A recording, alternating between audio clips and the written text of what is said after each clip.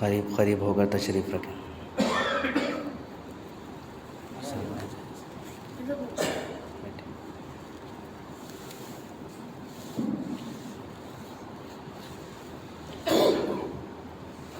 السلام علیکم ورحمۃ اللہ وبرکاتہ۔ ان الحمد للہ نحمده ونستعینه ونستغفره ونؤمن به ونتوکل علیہ ونعوذ باللہ من شرور انفسنا ومن سیئات اعمالنا من يهده الله فلا مضل له ومن يضلله فلا هادي له ونشهد أن لا إله إلا الله وحده لا شريك له ونشهد أن سيدنا ونبينا ومولانا محمدا عبده ورسوله صلی اللہ تعالی علیہ وعلى آلہ وأصحابہ وأزواجہ وذریاتہ وأہل بیتہ اجمعین، اما بعد فقد قال اللہ تبارک وتعالی فی کلامہ المجید والفرقان الحمید۔ اعوذ باللہ من الشیطان الرجیم، بسم اللہ الرحمن الرحیم۔ وَأَمَّا مَنْ خَافَ مَقَامَ رَبِّهِ وَنَهَى النَّفْسَ عَنِ الْهَوَى فَإِنَّ الْجَنَّةَ هِيَ الْمَأْوَى۔ وقال تعالى في مقام آخر وَلِمَنْ خَافَ مَقَامَ رَبِّهِ جَنَّتَانِ فَبِأَيِّ آلَاءِ رَبِّكُمَا تُكَذِّبَانِ۔ صدق اللہ العظیم وصدق رسوله النبی الکریم ونحن على ذلك من الشاہدین والشاکرین والحمد للہ رب العالمین۔ یہاں بیٹھیں۔ قابل قدر محترم بزرگوں اور نوجوان ساتھیوں،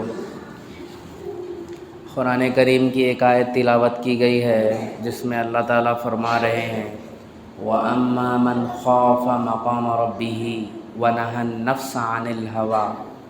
بہرحال وہ شخص جو اللہ تعالیٰ کے سامنے ٹھہرنے سے ڈرتا ہو، یعنی اللہ تعالیٰ کے سامنے ٹھہرنے سے ڈرنے کا مطلب یہ ہے کہ جب بھی گناہ کا خیال آئے یا جب بھی گناہ کا ارادہ ہوا، معصیات کا ارادہ ہوا، تو ہمیشہ اس کو اللہ تعالیٰ کا ڈر یاد ہو کہ بھئی مجھے اللہ تعالیٰ کے سامنے ٹھہرنا ہے، اللہ کے سامنے مجھے اپنے اعمال دکھانا ہے۔ ہمیشہ اس کو اللہ تعالیٰ کا یہ ڈر اس کے دل میں لگا ہو، اسی کے بارے میں اللہ تعالیٰ نے فرمایا۔ اور اسی طرح خواہشات نفسانی سے بھی رکا ہو، جب بھی خواہشات پر چلنے کا دل کر رہا ہو تو اس کو اللہ تعالیٰ کا ڈر اور رسول اللہ صلی اللہ علیہ وسلم سے شرمندگی اگر اس کے دل میں آ رہی ہے تو اللہ تعالیٰ نے ایسے شخص کے بارے میں فرمایا فَإِنَّ الْجَنَّةَ هِيَ الْمَأْوَى۔ یہی وہ لوگ ہے، یہی وہ شخص ہے جس کا ٹھکانہ جنت ہے۔ دوسری جگہ اللہ تعالیٰ نے ارشاد فرمایا وَلِمَنْ خَافَ مَقَامَ رَبِّهِ جَنَّتَانِ۔ جو اللہ کے سامنے ٹھہرنے سے ڈر گیا تو اللہ تعالیٰ اس کے لیے 2 باغ رکھیں گے جنت میں۔ اب اس کی مفسرین نے الگ الگ تفسیر کی ہے، اس کا ابھی موقع نہیں ہے، انشاءاللہ پھر موقع سے وہ 2 باغ جو اللہ تعالیٰ سے ڈرنے والے کے لیے اللہ تعالیٰ نے اس کو انعام کے طور پر رکھے ہیں، وہ موقع سے انشاءاللہ بیان کیا جائے گا۔ مومن کے دل میں 2 مختلف کیفیتیں ہوتی ہیں، کبھی اس پر امید غالب ہوتی ہے، کبھی اس پر خوف غالب ہوتا ہے۔ امید کا مطلب یہ ہے کہ اللہ تعالیٰ کی رحمت سے یہ توقع ہوتی ہے کہ وہ ہماری خطاؤں کو، ہمارے گناہوں کو معاف فرمائیں گے اور ہمارا انجام بہتر ہوگا۔ جو لوگ دور بیٹھے ہوئے میں ان سے گزارش کروں گا کہ وہ قریب ہو کر تشریف رکھے۔ جو حضرات بھی دور بیٹھے، بچے، سب کو بول رہا ہوں میں، سبھی حضرات قریب ہو کر تشریف رکھیں۔ تو امید کا مطلب یہ ہے کہ اللہ تعالیٰ کی رحمت سے مومن بندے کو یہ توقع ہوتی ہے کہ وہ ہمارے خطاؤں کو، ہمارے گناہوں کو معاف فرمائیں گے اور ہمارا انجام بہتر ہوگا۔ خوف کا مطلب یہ ہے کہ اللہ تعالیٰ کی جلالت شان کی وجہ سے اس کی عظمت ایسی دل میں بیٹھ جائے کہ انسان گناہوں سے دور ہو جائے اور اس کے رگ و ریشے سے گناہوں کا خیال، گناہوں کا کھوٹ نکل جائے۔ اسی لیے فرمایا گیا الایمان بین الخوف والرجاء، کہ خوف اور امید کے درمیان کا نام ایمان ہے۔ نہ زیادہ خوف ہونا چاہیے، نہ زیادہ امید ہونا چاہیے، دونوں اعتدال سے ہونا چاہیے۔ جنت کا شوق بھی ہونا چاہیے اور جہنم کا خوف بھی ہونا چاہیے، اسی کا نام ایمان ہے۔ انسان کے دل میں امید کب ہونی چاہیے، خوف کب ہونا چاہیے، اس کے بارے میں بزرگان دین نے بڑی تفصیل لکھی ہے۔ امام غزالی رحمۃ اللہ علیہ فرماتے ہیں کہ جوانی کی عمر میں انسان کے دل میں خوف ہونا چاہیے تاکہ نفس کا زور ٹوٹے اور یہ شخص گناہوں سے بچ جائے، اور بڑھاپے کے اندر انسان کے دل میں امید غالب ہونی چاہیے تاکہ اللہ تعالیٰ کی رحمت سے مایوس نہ ہو جائے۔ صحت کے زمانے میں خوف غالب ہونا چاہیے، بیماری کے زمانے میں امید غالب ہونی چاہیے، خوشی کی حالت میں خوف غالب ہونا چاہیے، غم کے حالت میں انسان کے دل میں امید غالب ہونی چاہیے۔ نوجوانوں کو چاہیے کہ وہ اللہ تعالیٰ سے اس کا خوف مانگے۔ یہ اللہ تعالیٰ کی وہ نعمت ہے جس کے حاصل ہونے پر انسان نیکی کا ہر کام کرتا ہے اور گناہوں سے بچتا ہے۔ جس انسان کے دل میں خوف خدا نہیں رہتا، اللہ تعالیٰ کا ڈر نہیں رہتا، اس کے لیے پھر گناہوں سے بچنا ممکن ہی نہیں ہوتا۔ مومن بندہ گناہوں کو یوں سمجھتا ہے جیسے کوئی پہاڑ اس کے سر پر ہو اور ابھی اس کے سر پر گر جائے گا۔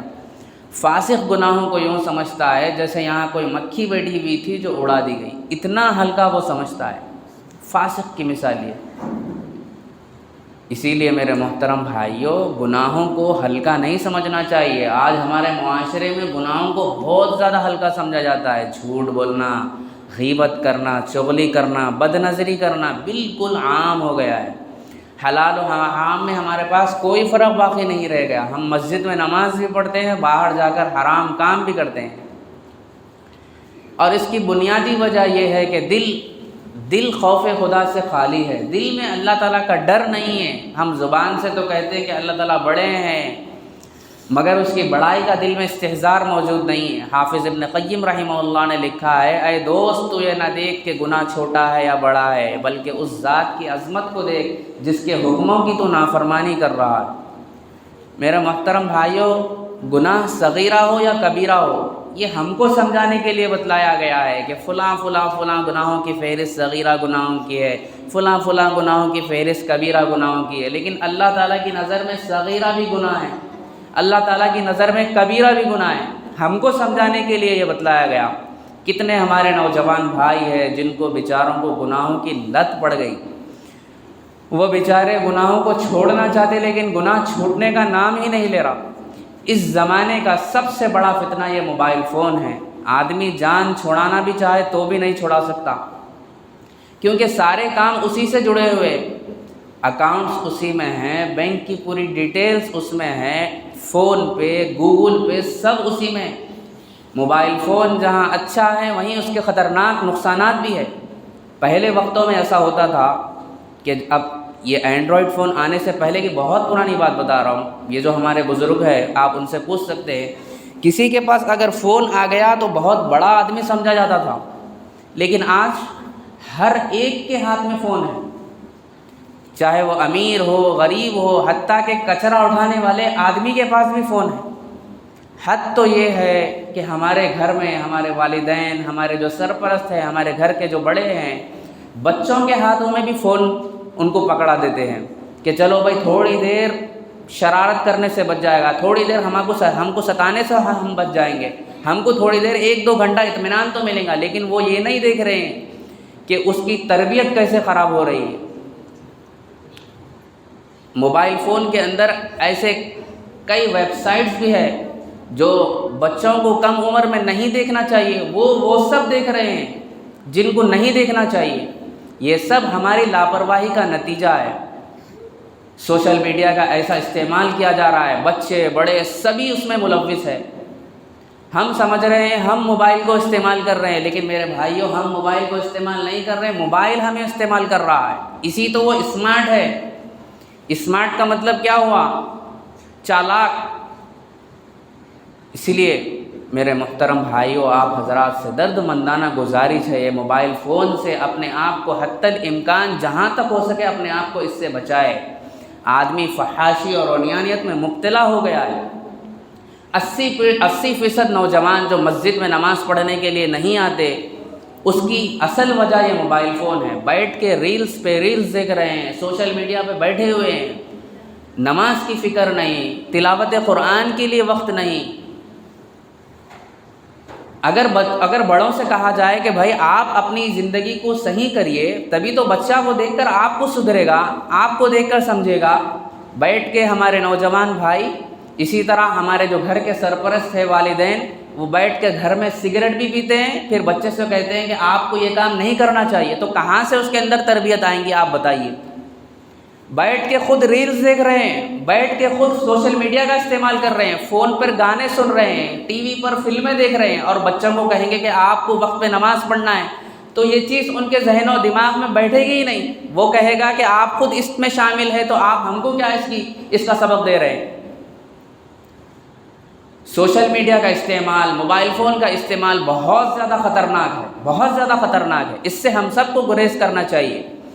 ہم نے ہمارے بزرگان دین کی زندگی کو دیکھا ہے کہ موبائل فون کا استعمال وہ ایک وقت تک کرتے ہیں، حتیٰ کہ باہر کے لوگوں کو وہ ایک ٹائم بھی دے دیتے ہیں، ایک متعینہ وقت کر دیتے ہیں کہ آپ کو فلاں ٹائم سے فلاں ٹائم تک آپ ہم سے رابطہ کر سکتے ہیں، اس کے بعد آپ ہم سے رابطہ نہیں کر سکتے۔ ہم نے ہماری زندگی میں ان بزرگان دین کی زندگی کو دیکھا ہے، وہ موبائل فون پر فون آتا تھا، لیکن وقت کے علاوہ کہ اگر کوئی چیز آ گئی تو وہ فون نہیں اٹھاتے تھے۔ یہ ہم حدود سے باہر نکل گئے، جبکہ اسلام میں ہر چیز کی ایک حد بندی ہے، ایک حدود متعین کیا ہے، لیکن ہم حد سے باہر نکل گئے۔ اسی لیے میرے محترم بھائیوں، بزرگوں اور دوستوں، موبائل فون کا استعمال بہت کم کریں۔ یہ ضرورت کے لیے بنایا گیا تھا، لیکن یہ اب عیاشی کے لیے بن گیا، فحاشی اور عریانیت کے لیے بن گیا۔ یہی موبائل فون ہے جو بچوں کو، والدین کو، یہ والدین دشمن سمجھ رہے ہیں، بچے سمجھ رہے ہیں دشمن والدین کو، دوست کو خیر خواہ سمجھ رہے ہیں، باپ کو دشمن سمجھ رہے ہیں، ماں کو دشمن سمجھ رہے ہیں، دوست کو خیر خواہ سمجھ رہے ہیں، باہر والے غیر کو دوست سمجھ رہے ہیں۔ ہم نہیں سمجھ رہے ہیں اس کی چیز کو۔ بہرحال محترم بزرگ اور دوستو، یہ ہمارا ٹاپک نہیں ہے، یہ میں موضوع لے کے نہیں آیا، اس کے اوپر بات نکلی تو میں اس کے ضمن میں آپ کو بتایا۔ بہرحال بات چل رہی تھی خشیت الہی سے متعلق۔ جب بھی گناہ ہو جائے، جب بھی گناہ کا خیال آ جائے تو خیالات کی تہ میں نہیں جانا چاہیے۔ خیالات کا آنا عام ہے، خیالات کسی بھی طرح کے آ سکتے ہیں، خیالات اچھے بھی آ سکتے ہیں، خیالات برے بھی آ سکتے ہیں، اچھے سے اچھے خیالات بھی آ سکتے ہیں، برے سے برے خیالات بھی آ سکتے ہیں۔ بالفرض مان لو گناہ ہو گیا، شیطان نے گناہ کرا دیا، تو 2 رکعت صلاۃ التوبہ کی نیت سے نفل نماز ادا کریں اور گڑ گڑا کر اللہ تعالیٰ سے توبہ استغفار کریں۔ لوگ کہتے ہیں حضرت ہم توبہ کرتے ہیں پھر گناہ ہو جاتا ہے، پھر توبہ کرتے ہیں پھر گناہ ہو جاتا ہے، پھر توبہ کرتے ہیں پھر گناہ ہو جاتا ہے، پھر آہستہ آہستہ شیطان یہ بات دل اور دماغ میں بٹھا دیتا ہے کہ کیا بھائی کیا بار بار توبہ کرنا، اب تو توبہ کرتے ہوئے بھی شرم آ رہی، جیسی چل رہی زندگی ویسے چلنے دو۔ میرے محترم بھائیو، توبہ توڑتے ہوئے ہم کو شرم آنی چاہیے، توبہ جوڑتے ہوئے شرم نہیں آنی چاہیے۔ حدیث میں اللہ کے رسول صلی اللہ علیہ وسلم نے کیا ارشاد فرمایا؟ التائب من الذنب کمن لا ذنب لہ، گناہوں سے توبہ کرنے والا وہ ایسا ہے جیسے اس نے کوئی گناہ کیا ہی نہیں۔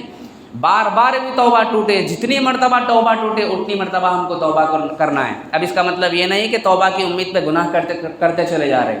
گناہوں سے تو اپنے آپ کو چھڑانا ہے، گناہوں کے دلدل سے اپنے آپ کو نکالنا ہے، لیکن ساتھ میں توبہ نہیں چھوڑنا ہے، ساتھ میں توبہ نہیں چھوڑنا ہے۔ پھر ایک وقت ایسا بھی آئے گا کہ توبہ کا پلڑا گناہوں کے پلڑے سے انشاءاللہ بھاری ہو جائے گا۔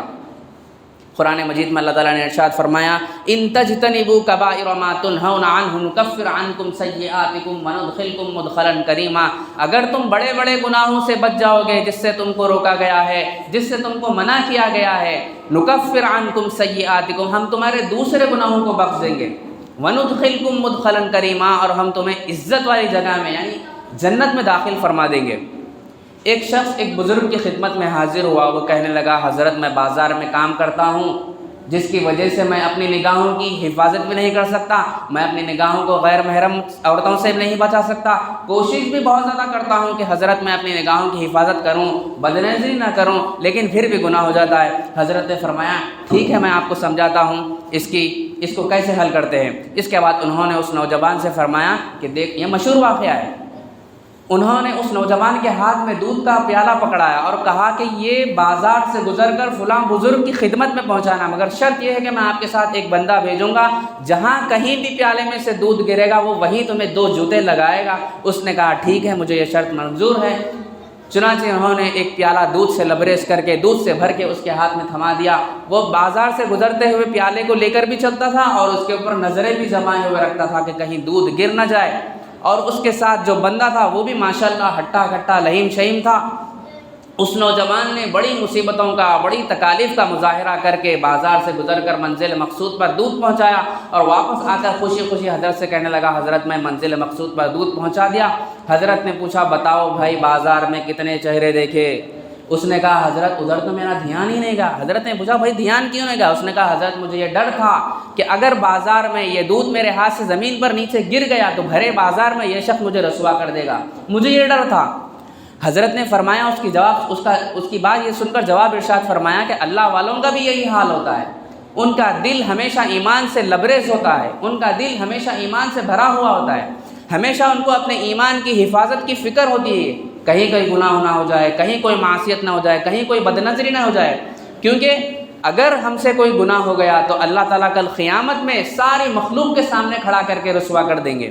اللہ والے ڈرتے ہیں کیونکہ اس دن کی رسوائی، اس دن کی شرمندگی بہت زیادہ بڑی ہے، بہت زیادہ بری ہے۔ حدیث میں آتا ہے کہ نبی صلی اللہ علیہ وسلم نے ہمیں تعلیم دی کہ ہم اللہ تعالیٰ سے اس کا خوف مانگے۔ اللہ کے نبی صلی اللہ علیہ وسلم نے دعا فرمائی اللہم انی اسألک من خشیتک ما تحول به بینی و بین معصیتی، اے اللہ میں آپ سے ایسی خشیت، ایسا خوف، ایسا ڈر مانگتا ہوں جو میرے اور میرے گناہوں کے درمیان میں آڑ بن جائے، ایسی خشیت مانگتا ہوں۔ ایک دفعہ حضرت عبداللہ بن عمر رضی اللہ عنہ جنگل میں بیٹھے ہوئے تھے، ایک بکریاں چرانے والا چرواہا وہاں سے گزر رہا تھا، تو آپ نے اس سے فرمایا آؤ بھائی ہمارے ساتھ کھانا کھا لو، تو اس نے کہا انا صائم، میں روزے سے ہوں، میں تو روزے سے ہوں۔ جب یہ بات اس نے کہی تو حضرت عبداللہ ابن عمر رضی اللہ عنہ کو بہت زیادہ حیران ہوئی، بہت زیادہ وہ تعجب ہوئے کہ اتنا بڑا گھنا جنگل ہے، دھوپ کی اتنی تپش ہے، سختی ہے، اور یہ بکریاں چرانے والا روزے سے ہے۔ چنانچہ ان کے دل میں خیال آیا چلو اس نوجوان کو آزماتے ہیں۔ چنانچہ انہوں نے اس سے فرمایا کہ آپ کے پاس اتنی بکریاں ہیں، آپ ان بکریوں میں سے مجھے ایک بکری آپ دے دیں، میں اس کی قیمت بھی دوں گا، ہم بکری ذبح بھی کریں گے، گوشت بھی بنیں گے، آپ بھی کھائیں ہم بھی کھائیں گے، اسی بہانے آپ بھی اپنا روزہ افطار کر لیں۔ اس نے کہا جناب یہ بکریاں میری نہیں، یہ تو میرے مالک کی بکریاں ہیں۔ آپ نے فرمایا بھائی مالک یہاں تھوڑی موجود ہے، بعد میں بول دینا بھیڑیا ایک بکری کھا گیا، مالک تو یہاں موجود نہیں۔ جیسے ہی آپ نے یہ بات فرمائی تو اس نوجوان نے کہا اگر میرا مالک اس وقت موجود نہیں ہے تو فَأَيْنَ اللَّهُ، اللہ تعالیٰ پھر کہاں ہے؟ اگر میرا مالک اس وقت موجود نہیں ہے تو میرا مالک کا مالک تو موجود ہے، جو اللہ تعالیٰ ہمیں دیکھ رہے ہیں۔ صحابہ اکرام کے دلوں میں خوف خدا والی یہ نعمت اور ایسی ان کے دل میں بیٹھی ہوئی تھی کہ تنہائیوں میں بھی وہ اللہ تعالیٰ کا ڈر ان کے دل میں مستحضر تھا کہ اللہ تعالیٰ ہمیں دیکھ رہے ہیں، اللہ تعالیٰ ہمیں دیکھ رہے ہیں، ہم نہیں دیکھ رہے تو کیا ہوا، اللہ تعالیٰ تو ہمیں دیکھ رہے ہیں۔ یہ ڈر ان کے دل میں مستحضر تھا، اس لیے وہ ہر گناہ سے بچتے تھے۔ صحابہ اکرام آخرت کے بارے میں بہت زیادہ فکر مند تھے۔ سیدنا صدیق اکبر رضی اللہ عنہ جن کو قرآن کریم نے ثانی اثنین کہہ کر پکارا، نبی صلی اللہ علیہ وسلم نے فرمایا لو کنت متخذا من امتی خلیلا لاتخذت ابا بکر خلیلا، اگر میں اپنی امت میں سے کسی کو دوست بناتا تو وہ حضرت ابو بکر صدیق کو دوست بناتا۔ نبی صلی اللہ علیہ وسلم نے مزید ان کے بارے میں فرمایا فسددوا الابواب الا الابواب ابی بکر، کہ مسجد نبوی کے دروازے جتنے ہیں جو صحابہ اکرام کے گھروں سے کھلتے تھے وہ تمام دروازوں کو بند کر دیا جائے سوائے حضرت ابو بکر صدیق رضی اللہ عنہ کے دروازے کے۔ نبی صلی اللہ علیہ وسلم نے مزید ان کے بارے میں فرمایا ان امن الناس علی فی صحبتہ ومالہ ابو بکر، میں نے تمام لوگوں کے احسانات کے بدلے چکا دیے سوائے حضرت ابو بکر صدیق کے، کیونکہ ان کے احسانات کا بدلہ اللہ تعالیٰ قیامت میں عطا فرمائے گا۔ اتنی فضیلتیں حضرت ابو بکر صدیق رضی اللہ عنہ کے بارے میں نبی صلی اللہ علیہ وسلم نے فرمائی، مگر ان خوف کا عالم یہ تھا کہ تہجد کی نماز میں اللہ کے سامنے ٹھہر کر روتے تھے، گڑ گڑاتے تھے اور یہ فرماتے تھے یا لیتنی شجرۃ تعضد ثم تؤکل، کاش میں ایک درخت ہوتا جو کاٹ دیا جاتا اور پھر کھا لیا جاتا، کیونکہ حساب کتاب نہ دینا پڑتا اگر انسان نہ بنتا۔ اسی طرح حضرت عمر بن خطاب رضی اللہ عنہ، جن کے بارے میں نبی صلی اللہ علیہ وسلم نے فرمایا لو کان بعدی نبیا لکان عمر، اگر میرے بعد کوئی نبی ہوتا تو وہ حضرت عمر بن خطاب ہوتے۔ یہ ایک فضیلت حضرت عمر بن خطاب رضی اللہ عنہ کے لیے کافی ہے، اتنی بڑی فضیلت نبی صلی اللہ علیہ وسلم نے حضرت عمر بن خطاب رضی اللہ عنہ کے بارے میں فرمائی۔ جس راستے سے حضرت عمر گزرتے تھے وہ راستے سے شیطان اپنا راستہ بدل لیتا تھا، مگر خوف کا عالم یہ تھا، خشیت کا عالم یہ تھا، اللہ تعالیٰ سے ڈر کا یہ عالم تھا کہ وہ فرماتے تھے یا لیتا امی لم تلدنی شیئا، کاش میری ماں مجھے پیدا ہی نہیں کرتی، یا لیتنی لم اکن شیئا، کاش میرا وجود ہی نہیں ہوتا، یا لیتنی کنت نسیا منسیا، کاش میں بھولا بسرا ہوتا، بھولا بھٹکا ہوتا، میرا حساب کتاب نہ دینا پڑتا۔ حضرت عثمان غنی رضی اللہ عنہ، جن کے بارے میں آتا ہے نبی جہاں بھی اگر یہ جاتے نبی صلی اللہ علیہ وسلم کے پاس تشریف لاتے تو حضرت محمد صلی اللہ علیہ وسلم اپنے چادر کو درست فرما لیا کرتے تھے، اپنے کپڑوں کو درست فرما لیا کرتے تھے۔ ایک دن حضرت عائشہ نے پوچھا یا رسول اللہ صلی اللہ علیہ وسلم، پہلے بھی بہت سارے لوگ آتے تھے آپ کے پاس لیکن آپ اتنی احتیاط نہیں کرتے تھے، لیکن جب حضرت عثمان غنی آپ کے پاس آتے ہیں آپ بہت زیادہ احتیاط کرتے ہیں۔ نبی صلی اللہ علیہ وسلم نے فرمایا یا عائشہ لا استحیی من رجل واللہ ان الملائکۃ تستحیی منہ، اے عائشہ میں اس بندے سے حیا کیوں نہ کروں جبکہ فرشتے بھی ان سے حیا کرتے ہیں، فرشتے بھی ان سے شرمندہ ہوتے ہیں۔ لکل نبی رفیق ورفیقی فی الجنۃ عثمان، ہر نبی کا جنت میں کوئی نہ کوئی رفیق ہوتا ہے اور میرے رفیق جنت میں حضرت عثمان ہوں گے۔ اتنی خوشخبریاں ہونے کے بعد بھی صحابہ اکرام ان کے دل میں ہمیشہ آخرت کی فکر اور حساب کتاب کا ڈر لگا رہتا تھا۔ راتوں کی تنہائیوں میں اٹھ کر اللہ تعالیٰ سے دعائیں کرتے، گڑ گڑاتے، روتے تھے۔ قرآن ان کی اس بات کا شاہد ہے، تتجافى جنوبهم عن المضاجع يدعون ربهم خوفا وطمعا ومما رزقناهم ينفقون، ان کے پہلو، ان کی کروٹیں ان کے بستروں سے جدا ہوتی تھی۔ یدعون ربهم، کیوں جدا ہوتی تھی؟ وہ اپنے رب کو پکار رہے ہوتے ہیں، خوفا جہنم کے خوف میں، وطمعا جنت کی لالچ میں، ومما رزقناهم ينفقون، اور جو کچھ ہم نے ان کو دیا وہ اللہ کی راہ میں خرچ کرتے تھے۔ زید ابن ارقم رضی اللہ تعالیٰ عنہ فرماتے ہیں ایک آدمی نے نبی صلی اللہ علیہ وسلم سے پوچھا اللہ کے رسول صلی اللہ علیہ وسلم ہم جہنم کی آگ سے کیسے بچتے ہیں؟ نبی صلی اللہ علیہ وسلم نے فرمایا اپنی آنکھ سے آنسو نکلنے کے ذریعے ہم جہنم کی آگ سے بچتے ہیں۔ جس آنکھ سے اللہ تعالیٰ کی خشیت کی وجہ سے، اللہ تعالیٰ کے خوف کی وجہ سے آنسو نکلتا ہے، جہنم اس آنکھ کو کبھی چھو بھی نہیں سکے گی۔